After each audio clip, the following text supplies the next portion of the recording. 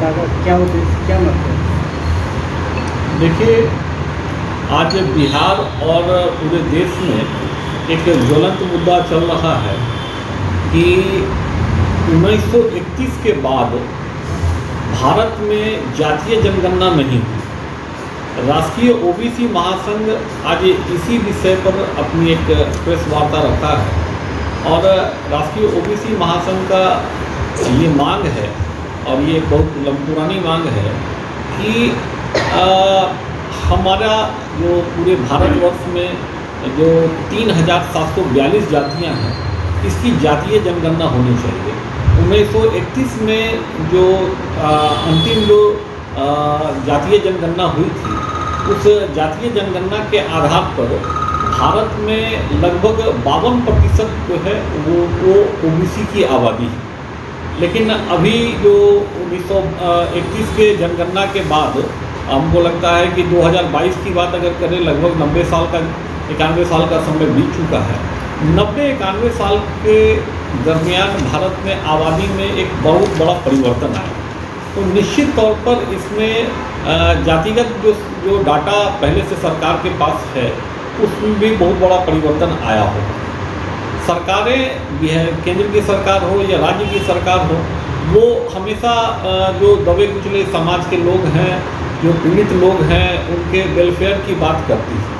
लेकिन आपके पास अगर हमारा आंकड़ा ही नहीं होगा तो आप हमारा भला कैसे करेंगे?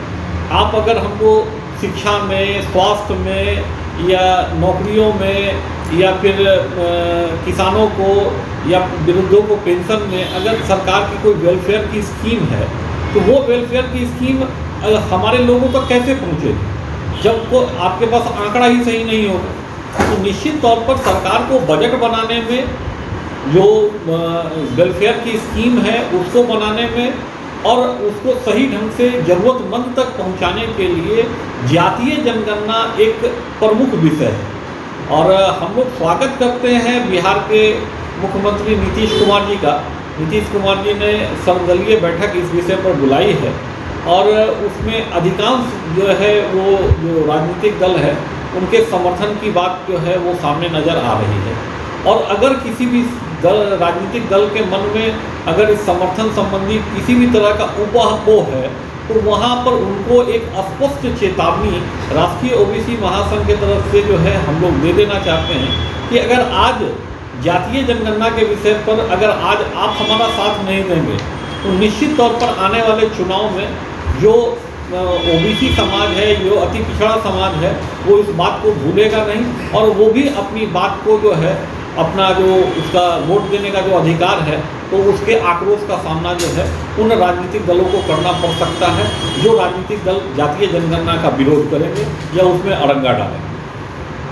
सर, बहुत लोगों को ये समझ में नहीं आता है कि जातिगत जनगणना क्यों, आखिर क्यों होना चाहिए?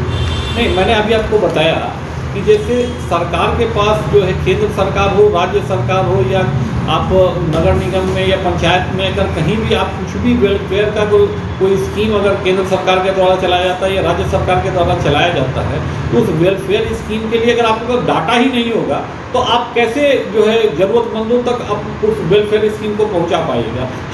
हमारा मान लीजिए कि हमारी ज़रूरत जिसको कहते हैं वो 10,000 की है, लेकिन सरकारी आंकड़े में हमारा जो है उपस्थिति दर्ज किया हुआ है 2000। तो वैसी स्थिति में सरकार जो है, जो अगर जो मान लीजिए स्वास्थ्य संबंधी किसी जो है ना हॉस्पिटल के बेड की ही बात कर लिया जाए, अगर सरकार हमको 2000 बेड अलॉट करती है और हमारी ज़रूरत 10,000 की है, तो वैसी स्थिति में जो ज़रूरतमंद लोग हैं वहाँ तक वो सुविधा नहीं पहुँच पाएगी। तो कहीं ना कहीं आंकड़ा गड़बड़ा जाता है। तो निश्चित तौर पर जब तक आपके पास लोगों की संख्या नहीं अगर होगा, जातियों की संख्या नहीं होगी, जैसे शिक्षा के लिए कितने जो है आपको कितने लोगों को आरक्षण देना है, कितने लोगों के लिए स्कूल में जो है वो मतलब पढ़ाने की व्यवस्था होनी चाहिए। अगर इस तरीके के डाटा में जब तक आपके पास डाटा नहीं रहेगा, तब तक आप स्कूल कॉलेजेस का निर्माण किस आधार पर कर पाएंगे और कैसे उन लोगों को आरक्षण दे पाएंगे, कैसे उन तक शिक्षा पहुंचा पाएंगे? आपने इतने फायदे बताए, फिर भी 1921 के बाद अभी तक ये मामला लंबित रहा है। क्या कारण है? देखिए, इसके लिए तो मैं इतना ही कह सकता हूँ कि इसके लिए अब तक की जो भी केंद्र की सरकारें हैं या राज्य की जो सरकारें हैं वही इसका सही जवाब दे सकेगी। पॉलिटिकल पार्टियां इसके बारे में जो है ना, उनसे आप मीडिया के लोगों से हमारा नम्र निवेदन होगा कि ये सवाल जो है वो जो पहले की सरकारें जिनकी भी रही हैं, चाहे कांग्रेस पार्टी की सरकार रही है, एनडीए की सरकार रही है, यूपीए की सरकार रही है, जो भी सरकारें रही हैं वो सरकारों से आप इसके बारे में सवाल जवाब करिए, उनके जो नुमाइंदे हैं उनसे इसके बारे में पूछताछ कीजिए। आखिर इतनी बड़ी जो है चूक कैसे हुई? आपके पास डाटा ही नहीं है। 1931 से 2022 90 साल के इस दरमियान में कितनी बड़ी आबादी में परिवर्तन हो गया, तो और लोगों की ज़रूरतों में भी कितना बड़ा परिवर्तन हुआ। तो आप 90 साल से अगर कोई डाटा ही नहीं आपके पास है तो आप कैसे लोगों के जो है ना, शायद यही कारण है कि भारत के नेता या राजनीतिक दल जो बातें कहते रहे उसको अगर पूरा नहीं कर पाए, तो हमको लगता है कि उसका सबसे बड़ा जो कारण रहा है कि उनके पास जो डाटा जो है, सरकार के पास डाटा ही नहीं है कि किस जाति के कितनी आबादी है और हमको किसको क्या क्या सुविधाएँ देनी है। लेकिन इस बार तो नीतीश कुमार भी पक्ष में है, क्या लगता है इस बार ये जातिगत जनगणना जो है?